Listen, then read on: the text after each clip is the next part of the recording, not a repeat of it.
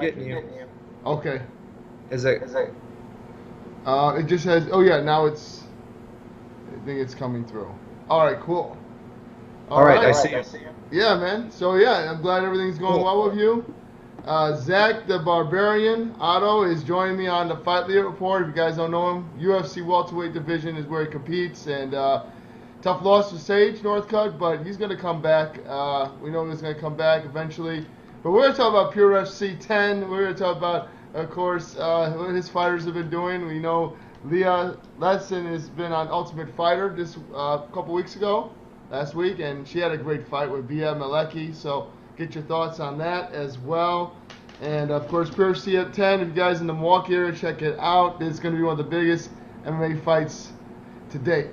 You know, obviously, Pure FC delivers. Milwaukee area. Even if you're from Chicago, 2 hours away, you can't beat that. You know, leave early and have fun and get back home, right? Yep. Yeah, we have a lot of people that come in from out of town. A lot of fighters from across the Midwest fighting on the card. So Sure. Should be a fun night. Yeah, man, we can't wait. Milwaukee Event Center, check it out. And excited for Pure FC because it's one of the top shows in the regional area. Yeah. And what we're trying to do too is we're trying to kind of move outside of Milwaukee a little bit as well. So in the past we were just doing like 3 shows a year in Milwaukee as we were starting out, and then now we're going to run another show back-to-back weekends in Oshkosh, which is a little over an hour away from Milwaukee, towards the center of the state. So we got a lot of people from central Wisconsin that are fighting on that card, and trying to expand a little bit and give these fighters some more opportunities to fight locally from wherever they're from. Cool. And what made you decide to do the events back-to-back like that for the first time? Just for logistics reasons, actually. There was, last time we ran a card, we had like 30 fights at one point on the card. And so many, there hadn't been anything around in Milwaukee for a while. We hadn't run a show. We were kind of busy with like, I had a fight, some of our other fighters from the gym had some UFC fights and stuff. So it just kind of got busy. When we wanted to schedule an event, the venue wasn't available. So next thing you know, it had been like 6 months since we ran an event, and there were so many fighters that wanted to fight. We had like 30 fights lined up, and some fall off, injuries come up and that kind of thing. I think we ended up having like 23 fights that night, and it was a really long night. Ideally, I mean, it gets real long. Ideally you probably want like 15 fights or something like that. So we decided, there's plenty of fighters that go around in Wisconsin. Let's divvy this up a little bit, make like a 12 to 15 fight card, but instead of one huge one, we'll do 2. Instead of drawing all these fighters down from like Green Bay and stuff to try to come down to Milwaukee to fight, let's have a show up closer to them. And we ran it back-to-back weekends, just logistic reasons. It's just easier as far as like the equipment that we need to rent still at this point and stuff like that. Instead of renting it at 2 separate times, we're just making like one rental. We're going to bang out one show one weekend, and then the next show bring all this stuff up to Oshkosh and then do another show. Oh, makes sense. Yeah. Excellent. Good luck. Best of luck with that. Appreciate it. Thank you. Talk about the PureFC 10, October 20th, like who's competing in it, and what are you looking forward to? What fights? Yeah, I mean, obviously, some people from our gym are going to be featured on the card. We don't try to load it up like completely with our fighters every time. There's only a couple fighting on the card in Oshkosh from our gym, but there is a good handful or more on the card in Milwaukee. It's going to be headlined by Alton Cunningham. He's fighting Victor Jones, and he had a really stellar career so far as an amateur, and then going into the pro local circuit.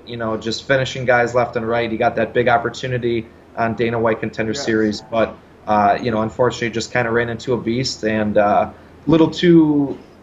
a little too early in the process for him. He suffered the loss. No big deal. We're going to go back to the drawing board and work on some stuff, and he's been working really hard.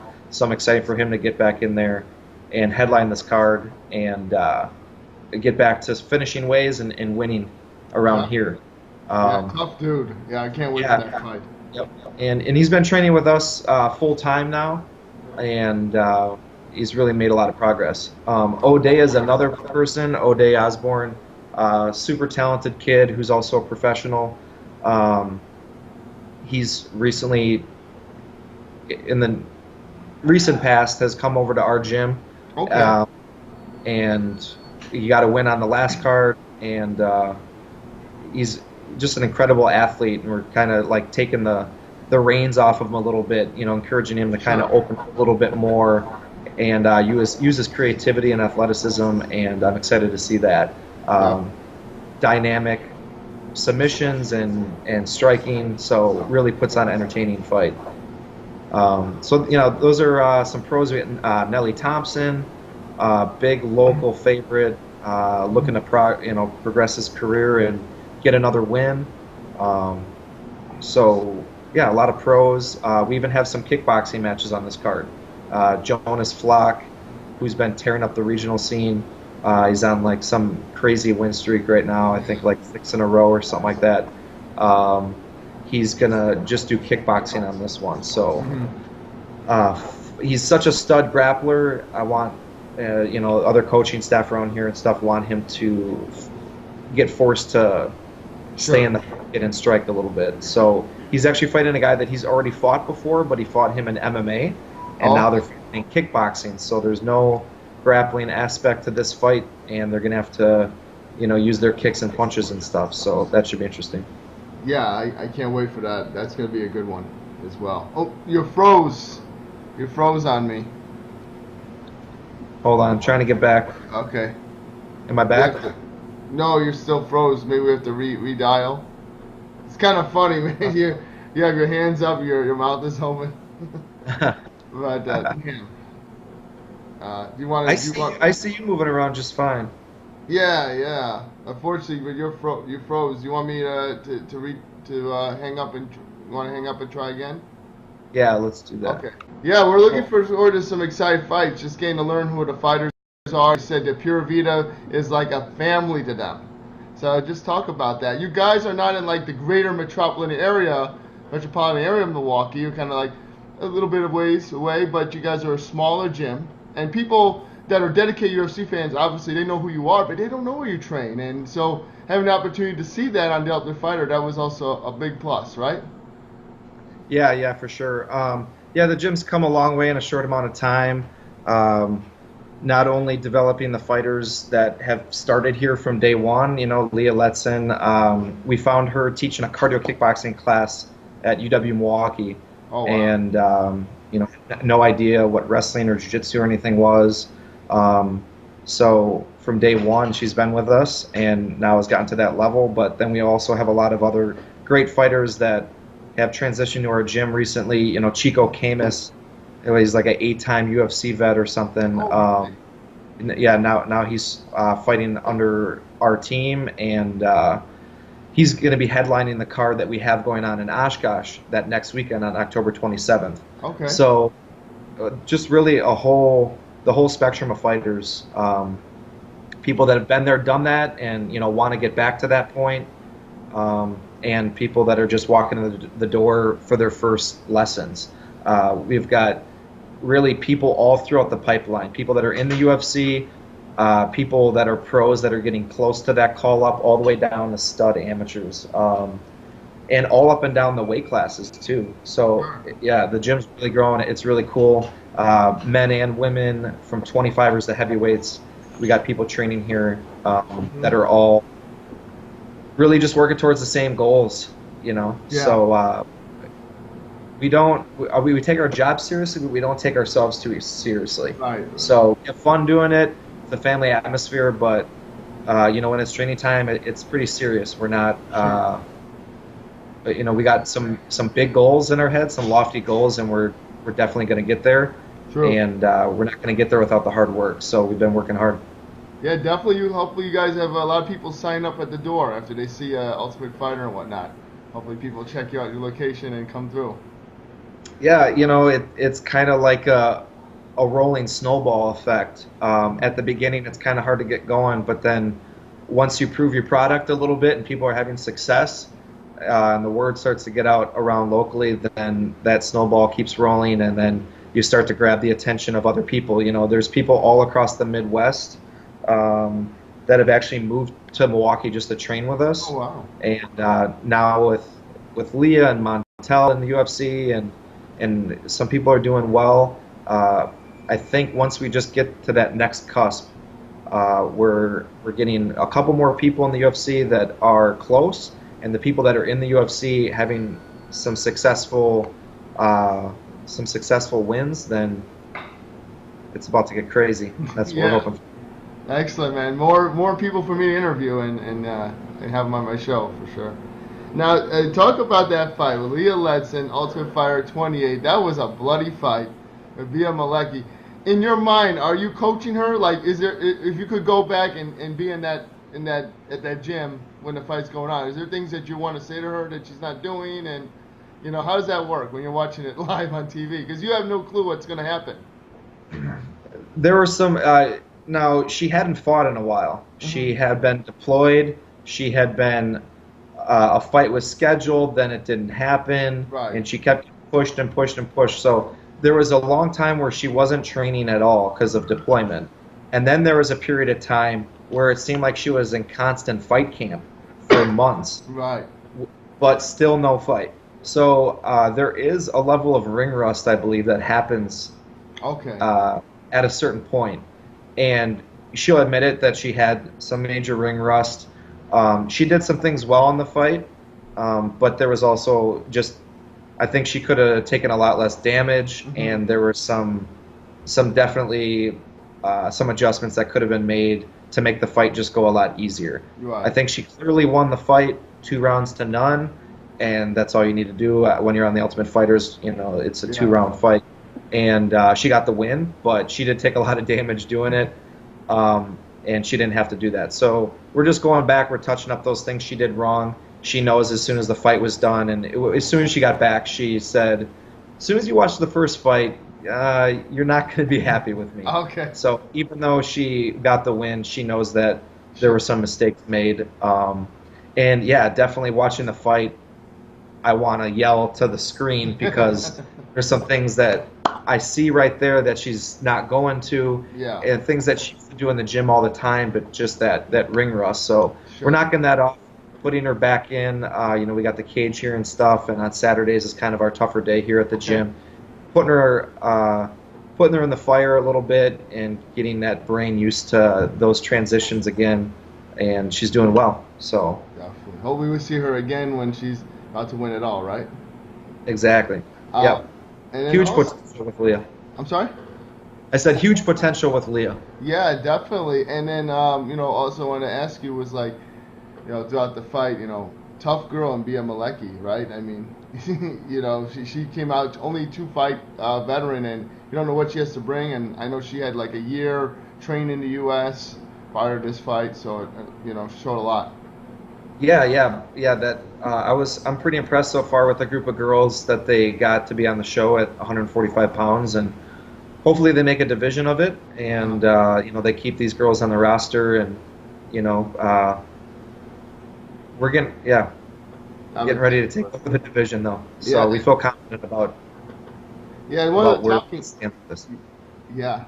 of the talking points was like, you know, Leah didn't feel comfortable with the coaches, and like Robert Whitaker is middleweight champion, man. You know, you saw that last fight. Obviously, he put himself with a grinder to go 5 rounds with Yoel and took heavy shots and just survived, and he's got a gas tank for days. So like, you know, I guess leading up to the fight, she definitely got the training she needed, and she felt more confident.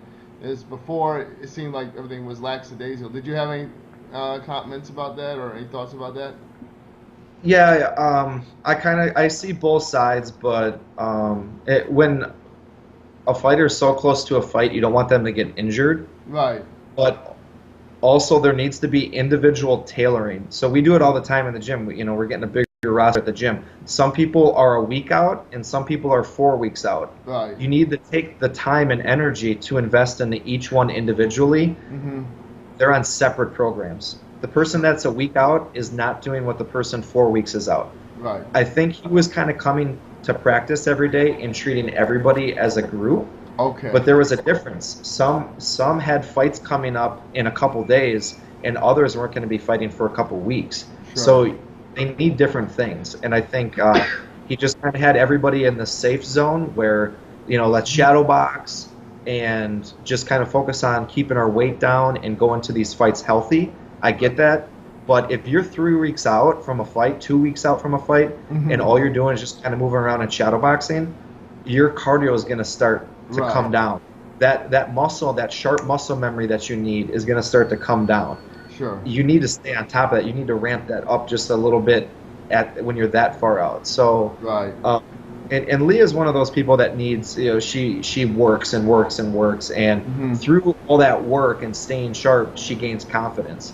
And I think she just felt like she was going to practice, just kind of moving around, shadow boxing, and then she didn't feel as confident because she needs to stay on top of stuff. Yeah.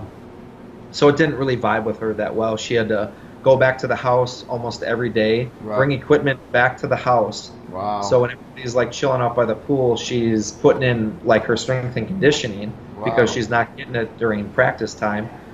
So it's a tough atmosphere, but you just got to make of it what you can, and she did the right thing.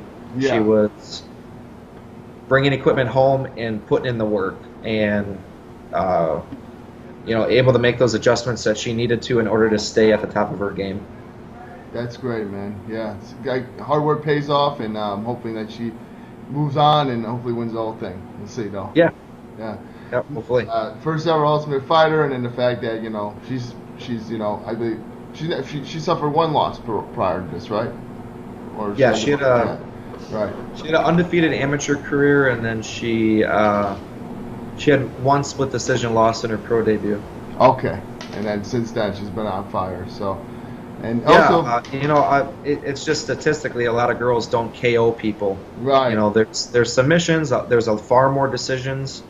And there's some TKOs, but she's completely ended people's consciousness before, and you don't see that a lot at the women's weight classes. So the fact that she's done that a couple times as a pro, and she's only 4-1, I think there's a lot more to come of that, and I think she's going to create a lot of fans doing that. For sure.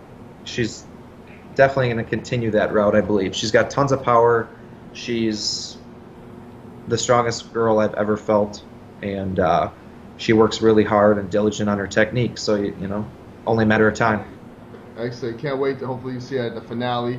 And another question I have is, are you looking to add more heavyweights to Pura Vida, BJJ? Is that something you want to do? I know we have a lot more guys in the lighter classes. Are you looking for more heavyweights coming doors? Yeah, we do. So we have a really stellar heavyweight, and his name's Antonio Aguilar, and he's actually fighting on the card for a title this next event here in Milwaukee at Pure FC 10. And he hasn't fought in a little while. He was still a pretty young kid when he was with us, late teens, early 20s.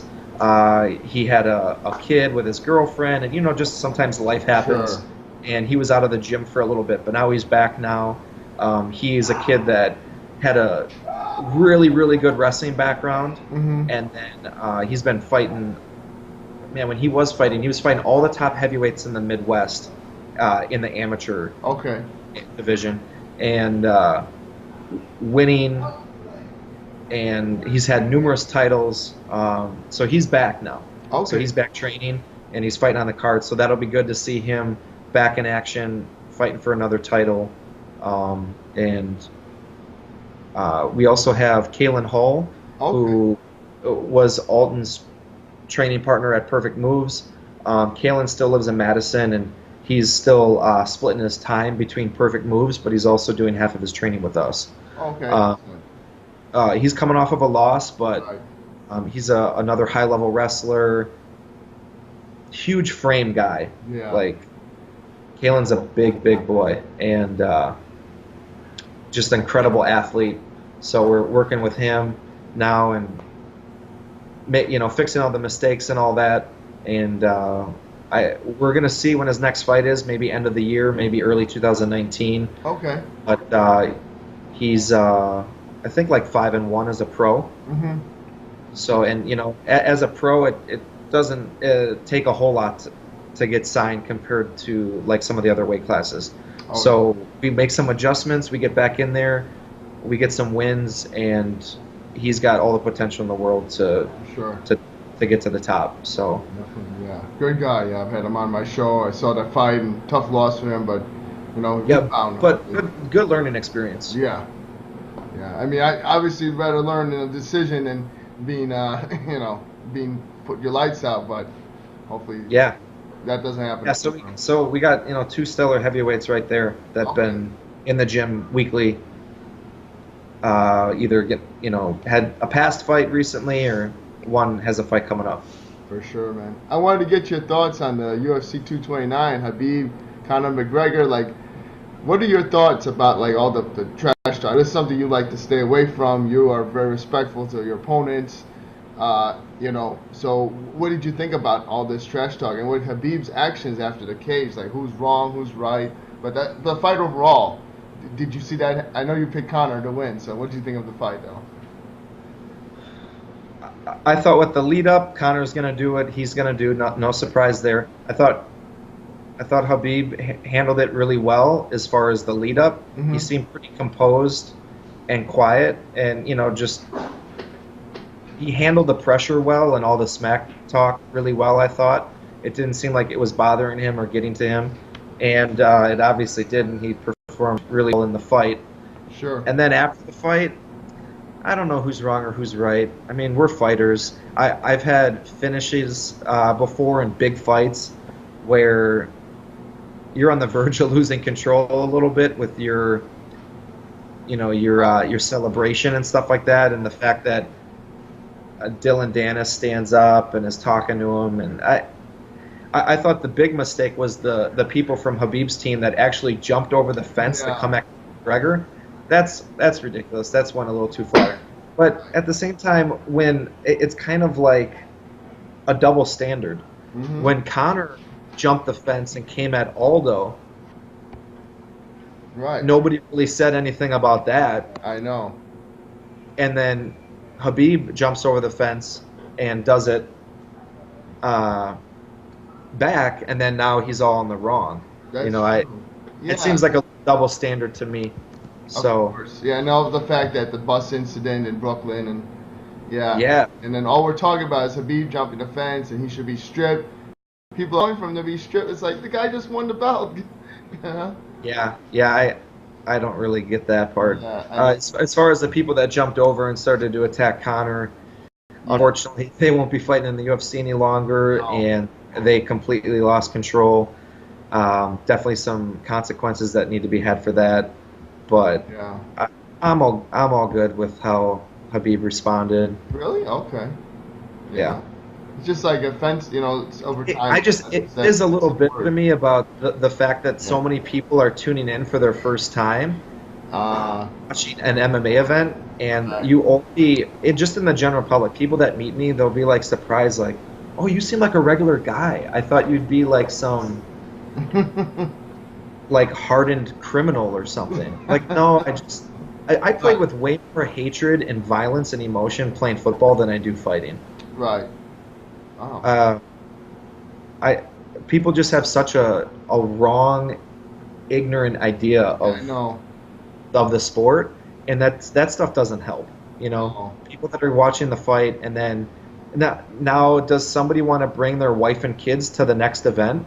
Like, say when the UFC comes here in Milwaukee to the arena, are they going to be scared to bring their kids because they don't know what's going to happen? Is there going to be some riot that breaks out? Is this how MMA events are? Sure. You don't want the general public to have that idea in their head. So I don't like that part of it. Definitely. Well, I mean, anyone could talk to me. I'd be like, I'm shocked that happened because it never happens at the regional level and UFC level. Maybe a couple drunk fans have a brawl. It's over quickly, but nothing like this, Yeah, usually it's fans, and we, knock on wood, we haven't had anything as far as fans or fighters to fans. Sure. At any of our events, we got a really respectful crowd, and all the venues that we go to, they were kind of leery at first or what it's going to be, and they like do over security and then they have an event and they're like, wow, that was actually awesome. Everybody, yeah, the fights were incredible. The energy was awesome. Everybody had a pretty positive, win or lose, whether you're the person that you went to go see, win or lost. Everybody has a great experience with it. I agree, man. And I've been to other sporting events. Sometimes those are a bit hairy, more than MMA. And I've gone to UFC events. Usually talking to the person beside me, I don't even know them. We become friends. It's usually, everybody's just there for the sport. That's why I love it. Yep. Definitely. Hopefully we get to see more of that continuing on, and people, look past it. I'm sure Milwaukee's going to be a big success, which brings me to my next question, man. What do you think of that fight night? Are you itching to get on that card? Anything from UFC? I'm itching so bad to get on this card. Yeah. I was thinking back earlier over the weekend, and I thought, every time I've found out about a UFC fight for myself, it's come on Wednesday morning. Okay. Almost every fight. And I don't know if that's like a time where they sit down and discuss things like that. I don't know what it's about, but it seems like Wednesday mornings. So I was hoping, I had my fingers crossed when I was getting in some training this morning, that I'd get done with my workout and have a call from my manager or something. Oh, wow. But nothing yet. I'm just I'm going to quit bugging people, or I'm going to keep bugging people and just keep training hard, and hopefully something comes up. I was hoping too, so you could announce on the show. Yeah. So we're still a lot of weeks away. Okay. It's not till the middle of December, and the card has only got like 5 or 6 fights to it. So there's still plenty of room, and I have hope. So I'm just gonna keep putting my desire out there to be on it, and hopefully it goes through. How do you do that? Do you just go on social media? Do you call someone? I mean, how do you go about inquiring? Is there any special way, or? Well, except for the big fights that Dana has a say in, pretty much my whole weight class is decided by Sean Shelby. Okay. And so I have a manager that talks to Sean. I got you. On my behalf as my advocate, and if I keep bugging my manager, then my manager will bug Sean. And then there's also been some Twitter talk between me and Alex Morono on Twitter in a pretty respectful way. No like real super bad trash talk. We're not doing the Conor McGregor thing where we're bad mouthing each other's families or religion or anything like that. But just we want to fight each other. It makes sense on paper. And he needs a fight, and I need a fight, so let's do this. So that's the person you're looking to fight next? Yeah. Makes sense. Like I said, makes sense on paper, and we've almost had the opportunity to fight each other in the past, and it just hasn't worked out. So he's looking to get back in there. I think you can make the fight, and then we can get our training camp underway, and then fight in December. Oh, that'd be great, man. And hey, you got 3 dates in December. You got the 8th, 15th, and the 29th, and 2 pay-per-views, as well as the last Fox card. So. Yeah. I wanted to take a little bit of time off. I played football before this, and I take the head injuries seriously. If I take any sort of damage in a fight, I consciously take time away. Even though you feel great, I go for a run, and it's a week after the fight, and I feel fine. People want to get right back in there and get the sparring, but you can't really gauge how your brain feels. It's not like a sore elbow. So I really take the time away from no contact. Okay. And then once I feel like it's been an adequate amount of time, depending on how the fight went, and I get back to things, I also don't want to just jump right into sparring while I'm rusty, because then you're going to take damage again. So I take time away from any contact. I'll still do grappling. I'll do my strength and conditioning. I'll hit mitts. I'll do bag work, but I don't even block. Like, I don't even do drills where, like, I know the person's going to come with a jab cross kick. I take zero contact to my head. I got you. Then when I start coming back to taking contact, I start with drills, and I make sure that my defense is solid, so that when I do start sparring, I'm not rusty.